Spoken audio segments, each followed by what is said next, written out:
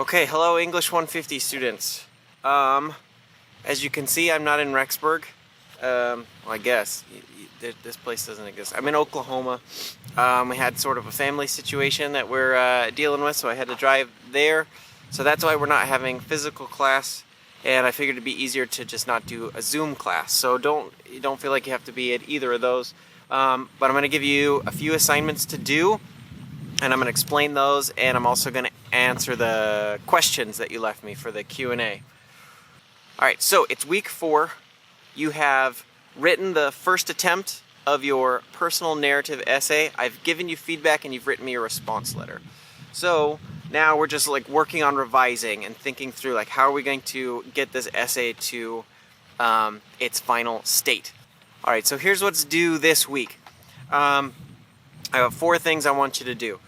The first is a really cool thing happened during General Conference where Elder Renlund in his talk, he told a story, and it was really cool because it followed the exact story structure that I'm asking you guys to do in our assignment. It's a story about a doctor, Dr. Jones, who's just a brand new doctor, and how she dealt with a guy named Mr. Jackson.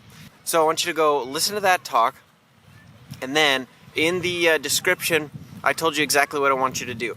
List the background setting information. Just make a bulleted list of what's the background that's important for the story, and then what's the vivid moment, the vivid details for the vivid moment, and then how does he catch us up to today. So what are the 3 major story structure things that Elder Renlund does in his conference talk that are just like the ways I'm asking you guys to tell stories?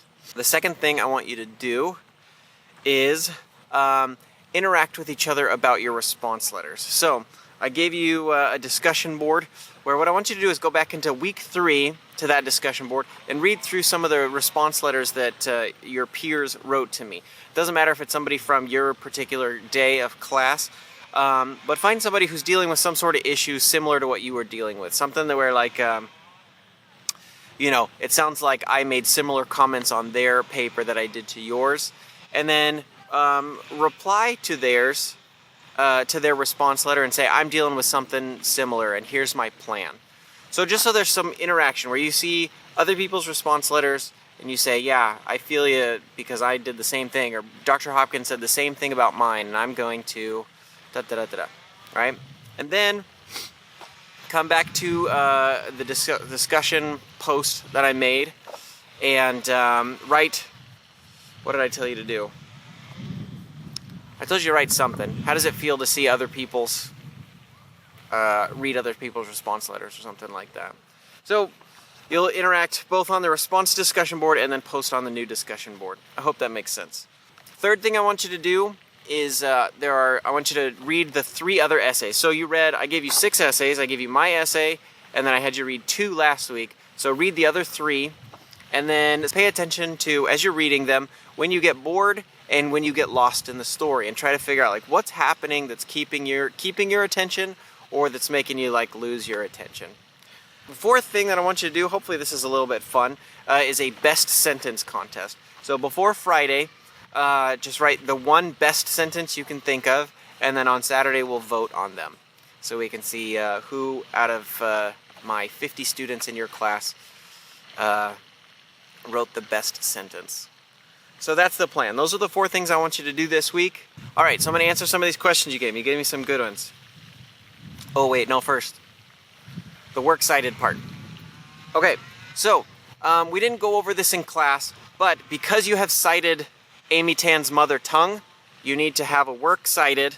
That's W-O-R-K, work cited, because there's only one work. If you have another work in there, then you have to do more than that. We're going to go over this a lot more toward the end of the semester. But, so you're under that works cited, you're going to have one of those things with the hanging indent. I don't know if it's going to be long enough to have the hanging indent. We'll talk more about that later. But, so, the thing that you need to know is that Mother Tongue is 1 chapter in a bigger book.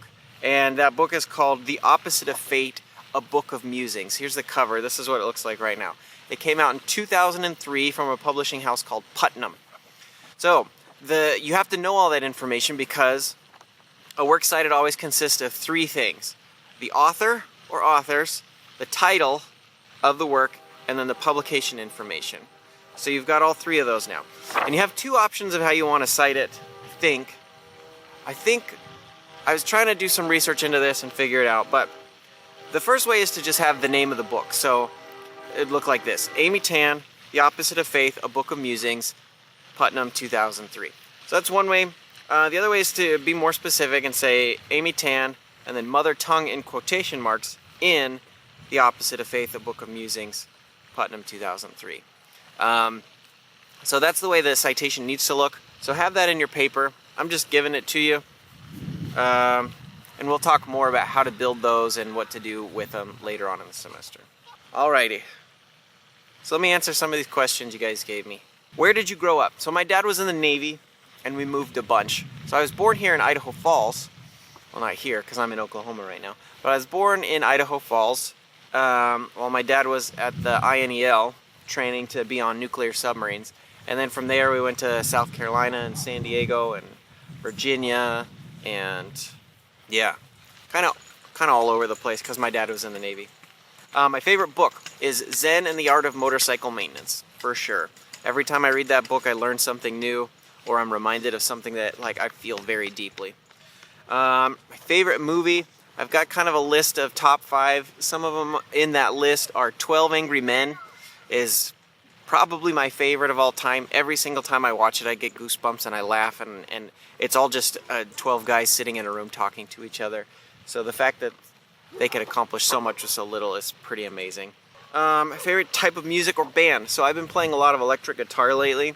So John Frusciante of the Red Hot Chili Peppers has been pretty cool. Here's me playing something from them. I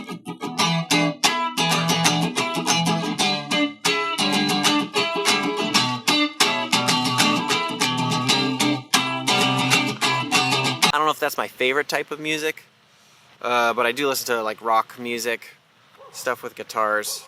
I got into hip-hop for a long time, started listening to a bunch of that, but now that I've been playing guitar, I've been listening to a lot more rock stuff. If I could travel anywhere in the world, where would it be? England. My family heritage is from England, and so I just really want to go there. They left in like the 1630s or something like that, so if you were to choose social media to never exist or leave it how it is today, which would you choose and why? That's a tough one. Social media has done a lot of good in my life, but it's also just kind of become a terrible thing in my life as well.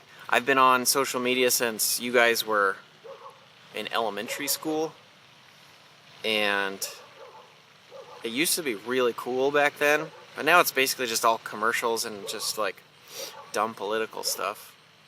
So, well, that's Facebook anyway. I like Instagram a lot. I like taking pictures, and Instagram's pretty great, but they just have so many ads now, and I end up spending more and more time on it. So I actually gave up social media like 3 weeks ago, and I haven't been back on it since. And my life hasn't changed all that much, and it feels pretty good. So yeah, there's that. How harsh are you about grading? So hopefully you've seen by now that I may be a little bit different from other English teachers you've had, where grammar kind of isn't a thing that I care about. I mean, I do care about it. I love it, and I think it's amazing and great to think about, and I love how it works, but at the same time, it's like the least of my worries. The thing I care about the most is your content, and that you're telling stories that are, cohesive. Hopefully, through my feedback, you got to see, like, what I care about, and the things that I have on my rubrics, those are the things that I care about. So, as far as grading harshly, oh yeah, and you get a whole bunch of credit just for turning it in. So I'm actually like a pretty soft grader, but at the same time, if your writing isn't good, I'll just straight up tell you that it's not working, and it's not good.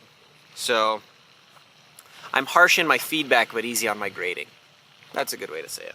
How much time would be a good amount to put into the course per week? So writing is a kind of crazy thing. For some people, writing just comes natural and it's not hard and like just kind of flows out of them.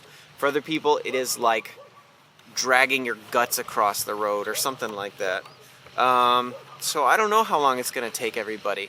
I hope everybody puts in the same amount. So what they say is 3 hours per credit per week, I think. So you should be spending 9 hours according to that, but I don't know that that's what everybody's going to spend. Writing is a very individualized thing. So if you're not putting in 9 hours, I don't think you need to feel bad, but if you're not putting in hardly any time at all, maybe you could try harder. I don't know. I don't know how to answer that question. Okay, why teach English? English has just been a thing that I've been good at and it's been fun. That's all, I guess. Why did I get my doctorate? Because you can't make any money teaching English unless you are a doctor. And my wife told me that once I leave school, that I can't go back to school. And so if I'm gonna get a PhD, I had to just go for it and do it. So that's what I did. I went to college for 13 years, which was too much. And now I have a lot of student debt, but I'm a professor and I really like this job because I can do my job from Oklahoma if I need to, which is pretty cool. My favorite color is gray because I'm a boring person. What strategies did I use to be successful in college? I don't know. You do your work. Just turn your work in on time. No matter what it is, just turn it in. That's always the most important thing. When has been a moment of your life that you had to summon your eagle powers to get through? I have bad news for you. The eggs were a lie. How did you figure out your love for writing? Just by doing it, showing it to people, and having them go, wow, that's thoughtful. How well can you speak Spanish to this day? Serví mi misión en la Ciudad de México y ya me ha olvidado casi todo de mi español. No hablo muy bien, pero recuerdo mucho. This is my son Walter. My wife and I met at BYU Idaho in science class. Have I written any book? I've tried. I have a novel in the works right now. Okay, last question. I've noticed you have some cool shoes. What are your favorite shoes? Man, I really wanted the Travis Scott React 270s, the Cactus Trails ones. I think they were super cool, but I didn't win the lottery thing to buy them. Well, I like the Air Jordan 1 Chicago's just because of the tradition and how classic they are. So the Travis Scott 1 Chicago's, man, those are going to be awesome. But they're going to be so expensive that it's not even going to be worth thinking about. So, there you go. There's my questions. Have a good week. Good luck on everything. And we'll see you guys next week for sure.